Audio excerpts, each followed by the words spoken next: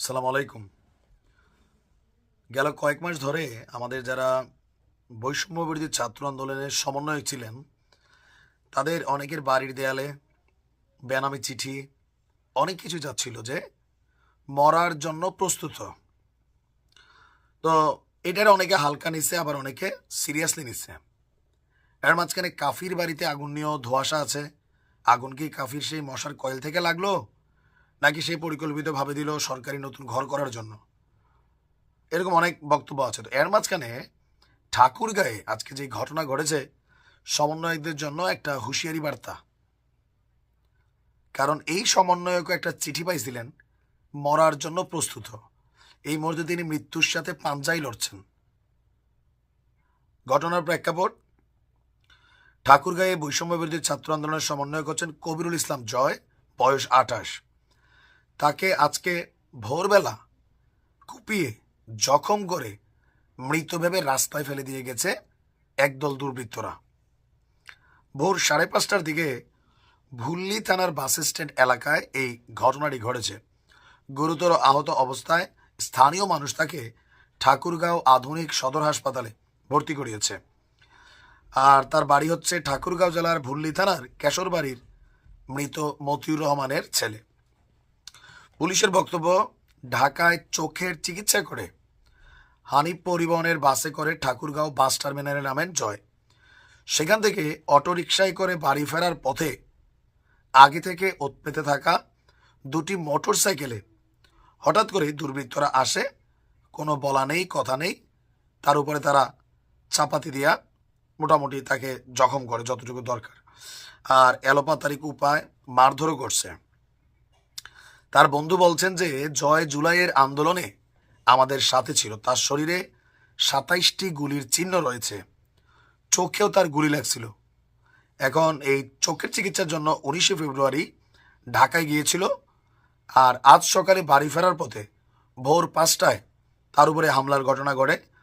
তার সঙ্গে থাকা সব কাগজপত্র ও দুর্বৃত্তরা ছিনিয়ে নিয়েছে। তো তার বক্তব্য, আমরা পুলিশের কাছে সুষ্ঠু তদন্ত দাবি করছি। আর যিনি আহত হয়েছেন তার বক্তব্য হচ্ছে, তিনি বাড়ি ফেরার পথে রাত 2টার দিকে একজন তারে ফোন করে জানতে চায় তিনি কোথায় আছেন। তো তিনি বলছেন যে আমি তো ভাই ঢাকা আছি। তো বলতেছে জরুরি কাজ ছিল, কখন ফিরবেন? তো বলছে আমি ভোর হবে, আস্তে আস্তে আমি বাস থেকে নাইমা আইসা বাড়িতে যাব। এই তথ্যটা নেওয়ার পরে যখন তিনি ঠাকুরগাঁও ফিরছেন ভোর 5টার দিকে, ওই দুর্বৃত্তরা তার উপর হামলা চালিয়েছে। তিনি কাউকে চিনেননি, আর তার বক্তব্য তাকে হত্যার উদ্দেশ্যেই হামলা চালিয়েছিল। যেহেতু তিনি জুলাই অভ্যুত্থান আগস্টের সাথে কানেক্টেড, সুতরাং ফেসিবাদী শক্তির কেউ না কেউ এই ঘটনা করেছে। এখন স্বাভাবিকভাবে চিন্তা হয়তো যুবলীগ, ছাত্রলীগ, আওয়ামী লীগ এই নামটাই চলে আসছে। এখন বাংলাদেশে অনেক কিছু ঘটে, কে করছে, বাট কমেন্টে সবাই যুবলীগ, ছাত্রলীগ, আওয়ামী লীগ লিখছেন। হতেও পারে, আবার নাও কিন্তু হতে পারে। তবে সমন্বয়ক যারা এই লেভেলে আছেন তাদের একটু নিরাপত্তার ইস্যুটা জরুরি। তবে কয়জনের নিরাপত্তা দিবে সরকার, সেটাও একটা বিষয়। মির্জা ফখরুল তিনি স্পষ্ট ভাষায় অন্তর্বর্তীকালের সরকার ডক্টর ইউনূসকে একটা বার্তা দিলেন, কিংবা একটা আলটিমেট আপনি বলতে পারেন। সেটি হচ্ছে 12 ঘন্টার একটা আলটিমেটাম। 12 ঘন্টার ভিতরে আপনার ডক্টর ইউনূসের যে রায়, সে রায় থেকে কি ফিরে আসতে হবে, কেন ফিরে আসতে হবে, এবং এই অন্তর্বর্তীকালের সরকার হঠাৎ করে তিনি কি রায় দিলেন, আর আপনার এই কি বলে মির্জা ফখরুল সাহেব তিনি বা এই 12 ঘন্টার আলটিমেটাম তিনি কেন দিলেন। দর্শক বন্ধুরা, আপনারা অনেকে জানেন, আমি গতকালকে একটা ভিডিওতে বলছিলাম যে অন্তর্বর্তীকালের সরকার কি আপনার সমন্বয়কদের হেল্প করতেছে রাজনীতিতে। তারা যে দল গঠিত করতেছে সেই দলকে কি হেল্প করতেছে, যতটুকু আপনার হেল্প দরকার।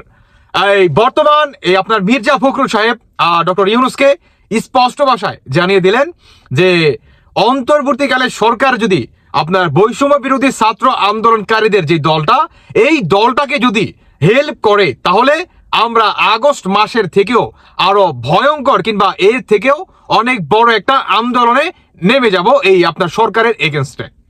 অন্যদিকে এই বৈষম্য বিরোধী যে ছাত্র আন্দোলনকারী যে দলটা আছে, এই দলটাকেও আমরা নিষিদ্ধ করব, কিংবা এই দলকে আমরা রাজনীতিতে করতে দিব না।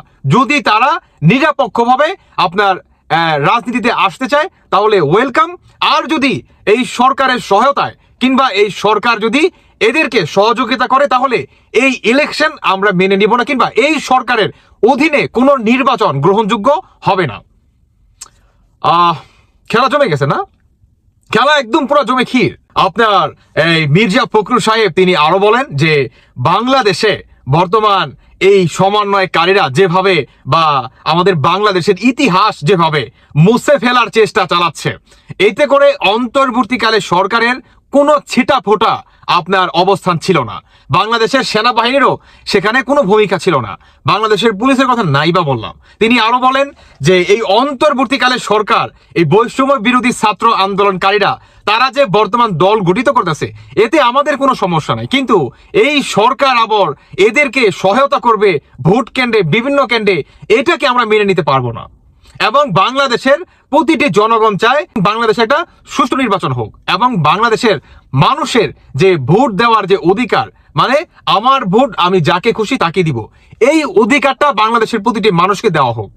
এখন যদি এই বৈষম্য বিরোধী ছাত্র আন্দোলনকারীদের যদি আপনারা নিজেরা সহায়তা করেন, আপনারা সরকার এবং আপনারা নিজেরাই একটা দল গঠিত করবেন এবং আপনাদের দলকে কিভাবে বিজয় করা যায় কিংবা সিংহাসনে বসানো যায় সেই পদক্ষেপ আপনারা নেবেন, তাহলে আমরা কেন নির্বাচনে অংশগ্রহণ করব? তাহলে আমার